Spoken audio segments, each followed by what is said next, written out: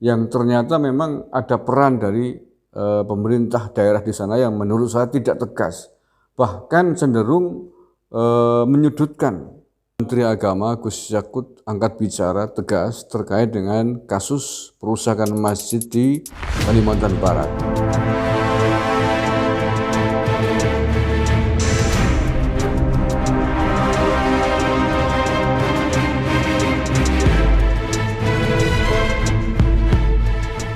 Bismillahirrahmanirrahim. Assalamualaikum warahmatullahi wabarakatuh. Salam Nusantara, salam sejahtera untuk kita semuanya. Saudara-saudaraku sebangsa setanah air yang saya cintai, saya banggakan. Ketemu lagi dengan saya Agus Mar dari Banyumas, Jawa Tengah. Akhirnya Menteri Agama Gus Yakut angkat bicara tegas terkait dengan kasus perusakan masjid di Kalimantan Barat, Masjid Ahmadiyah yang dirusak oleh sekelompok orang intoleran, sekelompok orang yang maunya benar sendiri, yang tidak menghargai agama dan kepercayaan umat lain.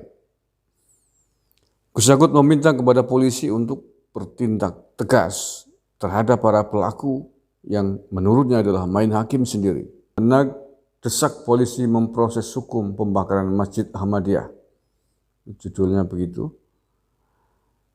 Menteri Agama Yakut Khalil Qomas meminta aparat keamanan segera mengambil langkah tegas kepada pelaku perusakan masjid kaum Ahmadiyah di Sintang, Kalimantan Barat. Yakut mengecam aksi perusakan tersebut. Menurut dia, tindakan itu tak bisa dibenarkan dan merupakan pelanggaran hukum. Dia pun meminta agar pelaku perusakan dapat diproses hukum. Proses secara hukum. Para pelaku harus mempertanggungjawabkan perbuatannya di hadapan hukum demi kepastian hukum dan keadilan, kata Yakut dalam keterangannya kepada cnnindonesia.com pada hari Jumat 3 September. Dia menilai tindakan main hakim sendiri apalagi dengan cara kekerasan yang merusak rumah ibadah dan harta benda milik orang lain adalah ancaman bagi kerukunan umat beragama. Yakut juga meminta pemerintah daerah menjalankan fungsi mereka untuk menjaga kerukunan umat beragama di daerah masing-masing. Ya, nah akan saya sampaikan kronologi perusakan masjid di Sintang, Kalimantan Barat ini, yang ternyata memang ada peran dari pemerintah daerah di sana yang menurut saya tidak tegas, bahkan cenderung menyudutkan warga Ahmadiyah di sana. Bahkan sampai mengeluarkan surat penyegelan. Ini kan memang pejabat Pemkab di sana ikut andil di dalam menyudutkan umat Ahmadiyah di sana. Ini kok bisa begini ya? Kayak tidak tahu prinsip-prinsip negara di Indonesia yang punya dasar negara Pancasila ini. Saya bacakan kronologi terkait dengan keberadaan masjid di Sintang, Kalimantan Barat ini sampai kemudian dirusak ya, dan massa membakar gedung di komplek masjid ini. Masjid Miftahul Huda di Desa Balai Harapan, Kecamatan Tempunak, Kabupaten Sintang, Kalimantan Barat dirusak massa pada Jumat 3 September siang. Masjid ini merupakan tempat ibadah yang digunakan oleh Jemaah Ahmadiyah Indonesia dalam kurung JAI. Juru bicara JAI, Yendra Budiana, mengatakan tidak hanya masjid yang dirusak, massa juga membakar bangunan gudang yang berada di sebelah masjid. Kondisi masjid rusak parah ya, kata Yendra saat dihubungi CNN Indonesia pada Jumat malam. Dia kemudian menceritakan kronologi dan latar belakang perusakan Masjid Jamaah Ahmadiyah di Sintang. Sejak 14 Agustus yang lalu, Yendra mengungkapkan bahwa pemerintah Kabupaten Sintang telah mengeluarkan surat dari Bupati yang berisi penutupan masjid sementara. Nah ini kan, saya bilang bahwa Pemkabnya juga ikut andil dalam memicu, membuat masyarakat menyudutkan. Ayahnya. Menurutnya, surat itu keluar lantaran ada desakan dari massa yang mengatasnamakan aliansi umat Islam. Nah, bahasa bilang kan, pelakunya sama muslim nih. Sama muslim mestinya memberikan contoh tentang ukhuwah Islamiyah lah ya, tentang kerukunan umat beragama. Kok malah ya, tapi ya memang ada sih kelompok intoleran, kelompok radikal yang gemar mengatasnamakan agama, tapi bertindak melukai ajaran agama. Ya, kelompok-kelompok ini.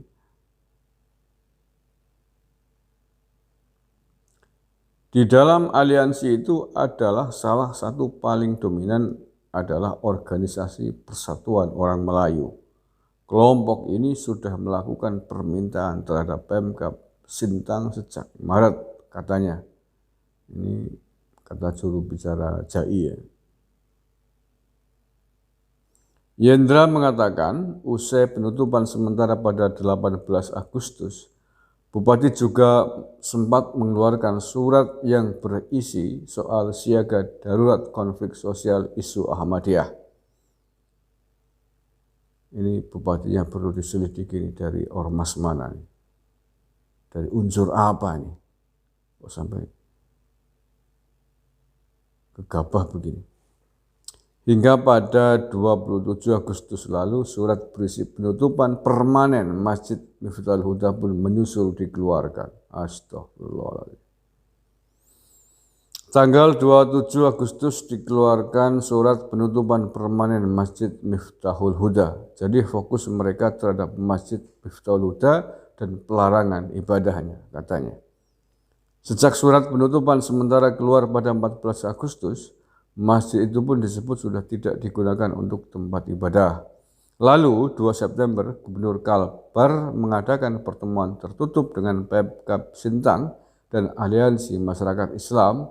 Karena tertutup kami tidak tahu isinya, tutur Yendra. Dan pada hari kejadian, pada Jumat 3 September, Yendra mengungkapkan bahwa aparat kepolisian telah berjaga di desa dan juga di sekitar Masjid Huda sejak pagi. Sekitar pukul 11.00 pagi, lanjut dia, mulai ada ajakan dari massa yang hendak merusak masjid. Loh, ini kok aneh nih. Sejak pagi, aparat sudah berjaga di sekitar masjid. Tetapi mengapa kemudian pukul 11 pagi ada banyak massa datang bisa merusak ke masjid, padahal ada banyak aparat di situ. Ini gimana nih? Saya lanjutkan. Melalui pengeras suara mengajak warga muslim untuk keluar rumah dan sholat Jumat di masjid lainnya, lalu untuk ikut robohkan masjid dalam kurung Miftahul Huda, katanya. Kemudian sekitar pukul 12.30 atau setelah ibadah sholat Jumat, lebih dari 100 orang massa lalu melakukan apel dan mulai bergerak ke Masjid Miftahul Huda. Yendra menceritakan massa kemudian berhasil masuk sampai ke bagian depan masjid. Selain itu juga membakar gudang di samping masjid. Massa masuk ke dalam masjid melakukan pembakaran tapi dicegah oleh aparat. Namun massa tetap melakukan perusakan masjid, ucapnya. Ia menyebut masjid dirusak dengan menghancurkan dinding-dinding bangunan. Saat itu menurutnya upaya pihak kepolisian untuk mencegah perusakan dan pembakaran tidak maksimal. Ya ini makanya saya tadi bilang, kalau sejak pagi aparat polisi sudah di situ, mengapa sampai terjadi perusakan? Mestinya bisa diantisipasi dari awal. Misalkan dengan cara mencegah massa untuk mendekati lokasi masjid, kan begitu. Allah Karim ini Kapolres atau Kapolda ini harus menyelidiki aparat di level bawah ya, yang berjaga nih. Kok sampai begini, menurut saya tidak perlu terjadi nih kalau sudah pagi sudah ada polisi. Harus diselidiki nih. Nah, kalau polisi ada di situ sampai kemudian terjadi anarkisme begini, lah apa fungsinya, kan begitu. Ada sesuatu yang error saya kira ini.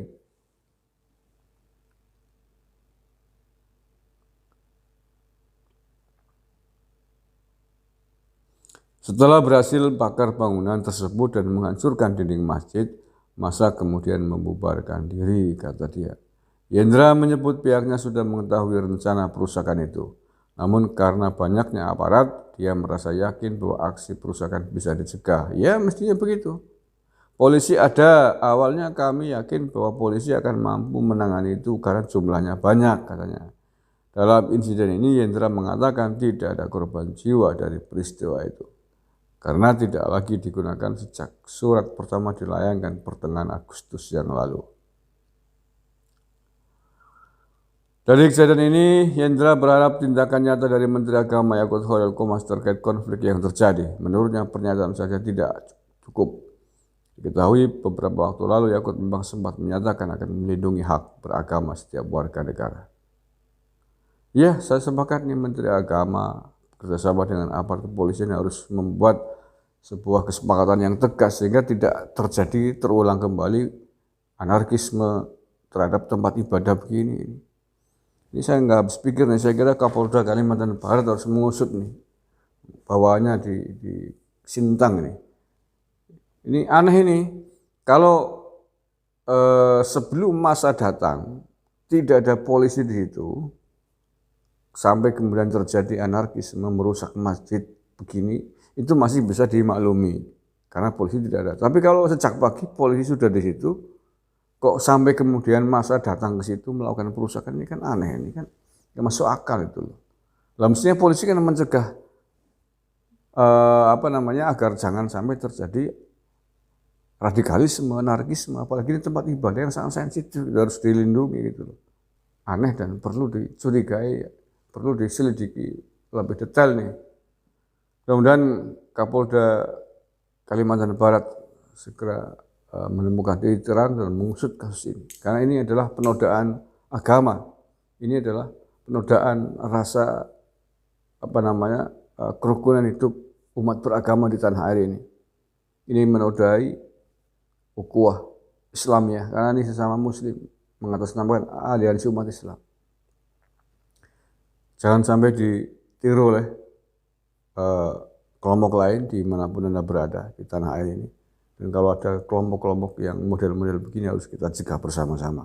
Terima kasih atas perhatiannya, kurang lebihnya mohon maaf.